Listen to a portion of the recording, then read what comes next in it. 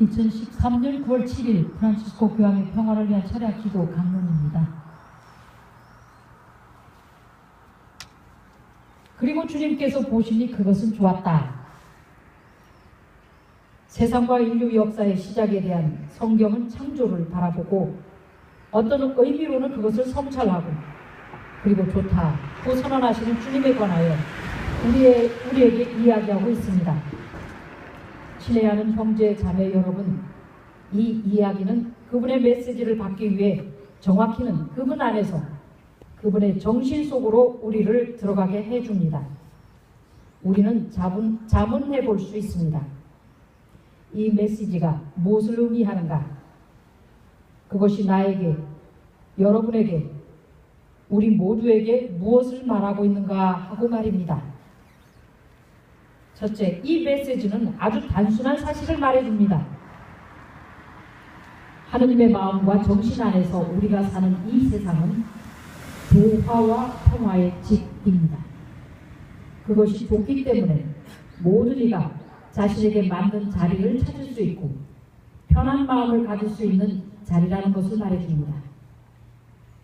모든 피조물은 조화롭고 선한 일치를 이루지만 특히 주님의 보상으로 창조된 모든 인간은 한 가족입니다. 이 가족 관계는 말로만이 아니라 진정한 형제를 특징으로 합니다. 다른 사람은 사랑해야 할 나의 형제이며 누이입니다. 사랑과 충실함과 선하신 하느님과 우리 사이의 관계는 모든 인간관계를 비추며 피조물 전체의 조화를 가져옵니다. 하느님의 세상은 모든 사람이 타인과 타인의 선이익을 위한 책임을 느끼는 세상입니다. 우리 각자는 이 밤에 묵상, 단식과 기도 안에서 마음속 깊은 곳에 있는 것을 물어봐야 합니다. 이것이 진정으로 내가 바라는 세상일까? 이것이 진정으로 우리 모두가 마음 안에 품고 있는 세상일까? 이것이 우리 안에서 타인과의 관계들 안에서 가정들 안에서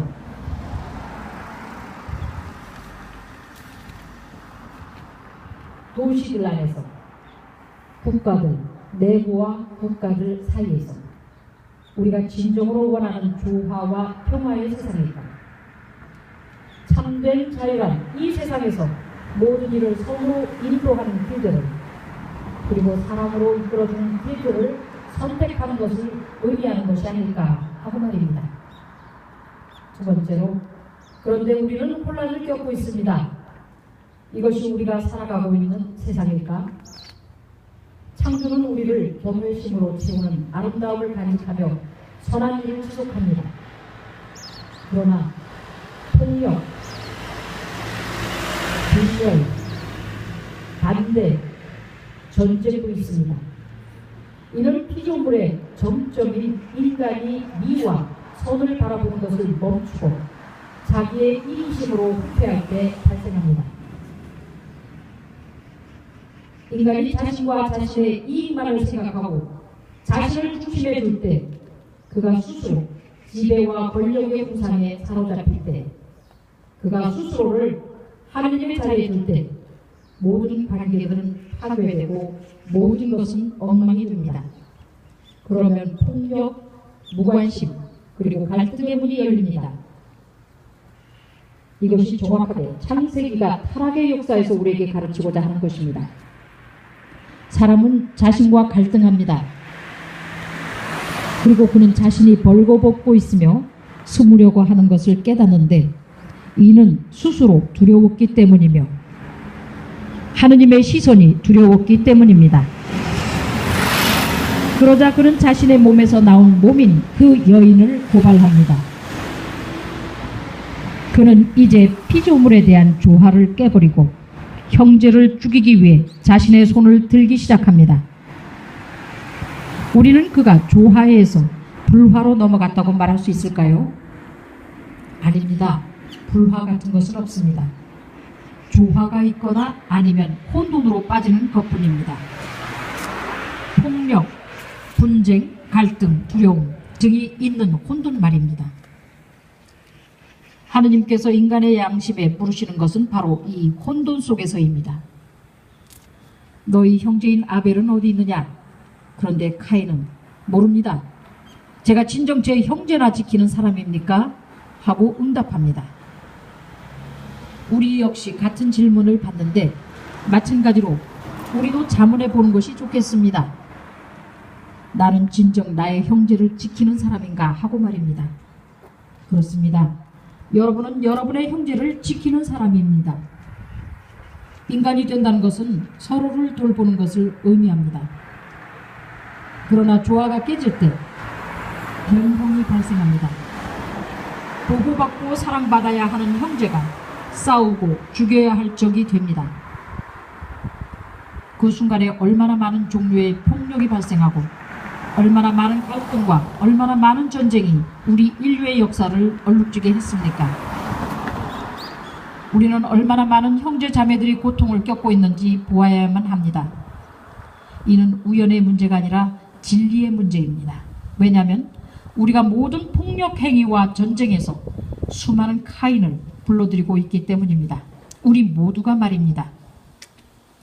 오늘도 우리는 형제들 간의 이 갈등의 역사를 계속하고 있고 오늘도 우리는 우리의 형제들에 대해 반기를 들고 있습니다. 오늘도 우리는 우상, 이기심, 자신만의 이익에 스스로 지배받고 있으며 이런 태도는 지속되고 있습니다. 우리는 무기들을 더 완벽하게 만드는 데 성공했고 그 대신 우리의 양심은 잠들었으며 우리 자신을 정당화하는 발상들만을 개발해왔습니다. 그것이 마치 정상인 양 우리는 파괴, 고통, 죽음의 씨를 계속 뿌리고 있습니다. 폭력과 전쟁은 오직 죽음으로 이끌 뿐입니다. 폭력과 전쟁은 죽음을 찬미합니다. 폭력과 전쟁은 죽음의 언어에 불과합니다. 대홍수의 혼돈 이후 비가 그쳤을 때 무지개가 나타났고 비둘기가 올리브 가지와 함께 돌아왔습니다. 오늘 저도 2000년에 부에노스아이레스의 디 메이오 광장에서 여러 종교의 대표들이 더 이상의 혼돈과 더 이상의 전쟁이 없기를 희망하고 평화를 청하며 심은 그 올리브 나무를 생각합니다.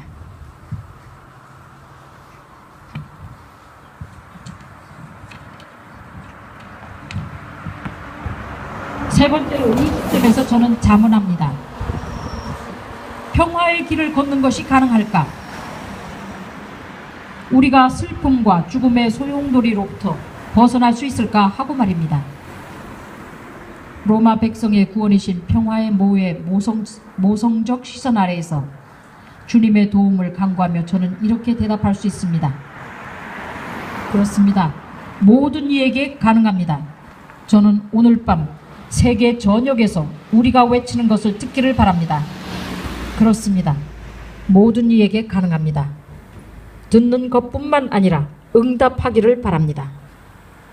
저는 우리 각자가 국가를 통치하도록 부름을 받은 사람들을 포함해서 가장 약한 사람에서 가장 힘센 사람에게까지 응답하기를 바랍니다. 그렇습니다. 우리는 그것을 원합니다. 저의 그리스도교적 신앙은 십자가를 바라보도록 촉구합니다. 잠시만이라도 좋습니다. 세상의 모든 사람이 십자가를 바라보기를 제가 얼마나 바라는지 모릅니다. 십자가 속에는 하늘의 응답을 알 수 있습니다. 폭력에 폭력으로 응답하지 않고 죽음의 언어로 대응하지 않았습니다. 십자가의 침묵 속에서 무기의 광란은 멈추고 대신 화해, 용서, 대화와 평화를 말하셨습니다. 이 밤 저는 우리 그리스도인들, 다른 종교의 우리의 형제자매들, 그리고 선의의 모든 사람들이 힘차게 외칠 것을 요청합니다. 폭력과 전쟁은 결코 평화의 길이 아닙니다. 하고 말입니다. 모든 이가 자신의 양심 깊은 곳을 바라보고 말씀이신 주님께서 하신 말씀을 들읍시다. 너희의 마음을 굳어지게 하는 사리사욕을 물리치고 타인에 대한 너희의 마음을 둔감하게 하는 무관심을 극복하며 죽음을 몰고 오는 생각을 물리치십시오.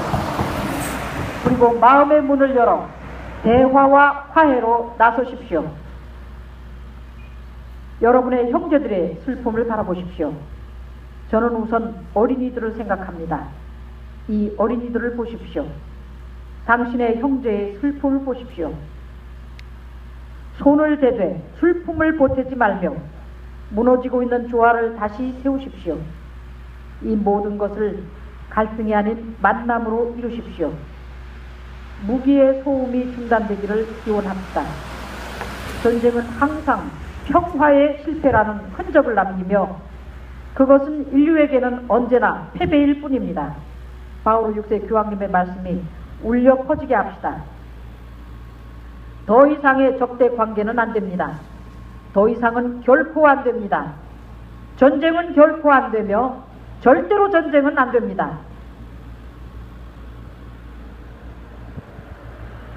1965년 국제연합연설에서 바오로 6세 교황님께서 하신 말씀입니다. 평화는 평화 중일 때만 나타납니다.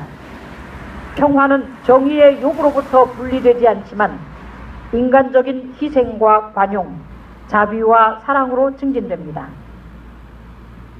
형제자매 여러분, 용서와 대화와 화해야말로 사랑하는 시리아와 중동 그리고 전 세계의 평화의 언어입니다. 이 밤 화해와 평화를 위해 기도합시다. 화해와 평화를 위해 일합시다. 우리 모두 어느 곳에서나 화해와 평화의 사람이 됩시다. 그렇게 되도록 기원합니다.